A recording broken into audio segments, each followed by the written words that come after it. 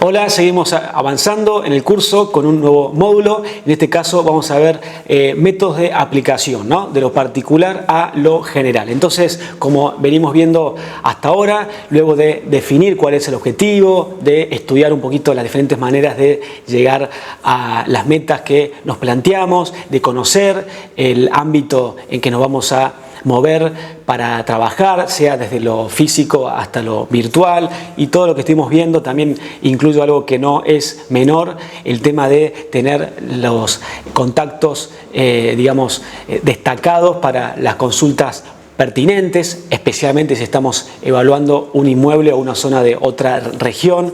Es necesario y casi yo diría excluyente tener esos referentes, digamos, de las diferentes tipologías o las diferentes zonas para las consultas pertinentes, como ustedes recordarán al momento de ese análisis racionalizado. Entonces, en este caso vamos a el paso a paso para que quede más claro, y como uno siempre dice, que empecemos a concluir este curso con datos más certeros y concretos. Entonces, vamos a ver algunos ejemplos.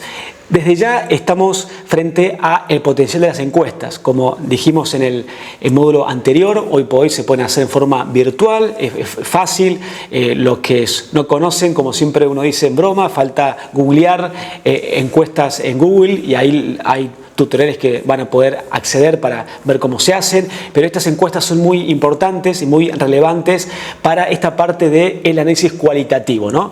Después, que requiere más trabajo, quizá un poquito más de tiempo y energía, pero es muy interesante hacerlo cuando estamos frente a un trabajo más exigente, ¿no? Como para poner un ejemplo, un reporte para un grupo de inversores o para una empresa en relación a las tomas de decisiones vinculadas a los bienes raíces. Está muy interesante hacer los llamados focus group. Esto, desde ya que mientras más abstracto sea es mejor. Me refiero a que no sea un vínculo cercano a uno, porque de una u otra manera puede influir, pero llegado el caso, todo focus group suma en este sentido. Entonces, para poner un ejemplo, si ustedes quieren ver qué potencial puede tener un desarrollo inmobiliario en determinado barrio, pueden buscar gente conocida en ese barrio y preguntarle en forma o digital o presencial, lo que le quede más cómodo, qué opinan, digamos, de ese barrio en particular, si comprarían algún departamento en ese desarrollo inmobiliario. En definitiva, es lo mismo que una encuesta, pero en este caso más personalizada, porque ustedes se van a dar cuenta ahí ese valor agregado del cara a cara. Insisto, puede ser virtual o presencial, pero ese cara a cara le va a dar ese plus en lo que respecta a las conclusiones, ¿no? No es lo mismo hacer un clic en sí me gusta a que la persona te explique, mostrándote los gestos y las expresiones, si realmente le gusta o no, y en tal o cual caso hasta qué punto. Después, esto sería desde lo grupal. Después uno puede ir a las entrevistas en particular, que ahí uno puede incluir el contacto con los colegas para interactuar, como decíamos en los ejemplos anteriores, y ver desde el caso más cercano qué opina de tal o cual región o tipología.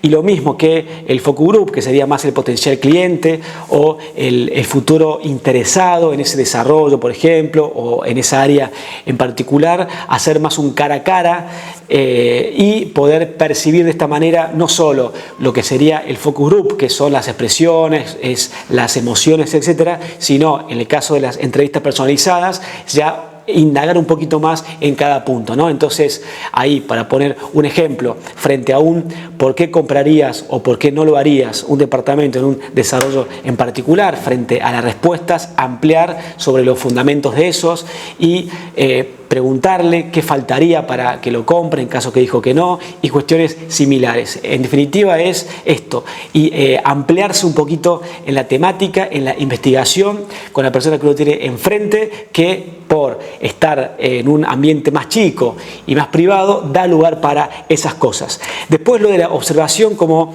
ya dijimos, pero les recuerdo, en este módulo vamos a enumerar los más importantes para empezar con la síntesis. Es muy relevante distinguir qué está pasando respecto a la oferta y a la demanda, ¿no? Porque a veces uno cae mucho en analizar algún dato duro respecto a los precios, por ejemplo, que en general la investigación de mercado inmobiliario se inclina más para los análisis de valores, sean los asking price, como vimos antes, o los valores de cierre, o el costo de reposición, etcétera. Pero también es verdad que es importante manejar la temperatura de la oferta y la demanda, ¿no? En la actualidad, como deben saber muchos, estamos frente a un mercado que hay mucha oferta, entonces esto lleva a que a la hora de dar una opinión o brindar un reporte respecto a los precios o a el tipo de oferta que pueda hacer un comprador, hay que tener en cuenta esto, que estamos frente a una oferta muy significativa, ¿no? Esto desde lo general. Ahora, desde lo particular también es importante, ya que lo primero se lo puede obtener con los reportes públicos, lo particular es cuestión de hacerlo nosotros, ¿no? Entonces, si tenemos algún inmueble, para poner un ejemplo, en una manzana o en un barrio determinado, analizar a ver si hay mucha oferta realmente en ese barrio, eso va a afectar un poquito en el precio final, evaluar un poquito la demanda. Una manera fácil de hacerlo es conversar con los colegas que están en la zona para que den tu opinión respecto a si se está moviendo, entre comillas, ese submercado y cuestiones relacionadas, ¿no?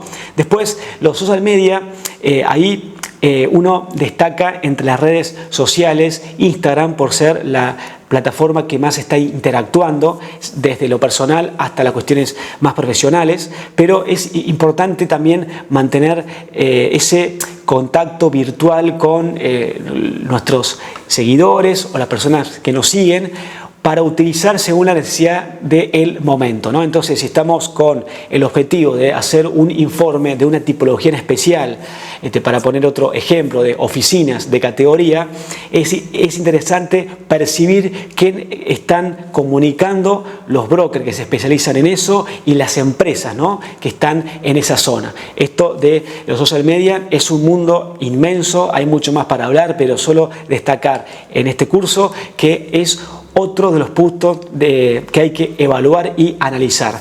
Bueno, y esto de los experimentos y las pruebas me parece también muy interesante, porque así como cuando uno tiene que publicar un aviso para comercializar algún inmueble, es interesante manejar esa posibilidad de prueba de error. Entonces, vuelvo otra vez al ejemplo. Si queremos vender un departamento para tener una referencia a $100.000, pero estamos en duda si la demanda va a responder frente a este precio, hay que animarse a hacer algo tan simple como publicarlo, a lo sumo dar información más general y estar atento a las respuestas de la demanda. Esto es muy importante, y aprovechando que todas las plataformas clasificados inmobiliarios nos permiten estudiar el movimiento de la demanda, es clave en este sentido, ¿no? Y bueno, lo que es de dominio público, lo que es Internet, que ahí ya lo vimos en los otros módulos, pero lo cito muy rápidamente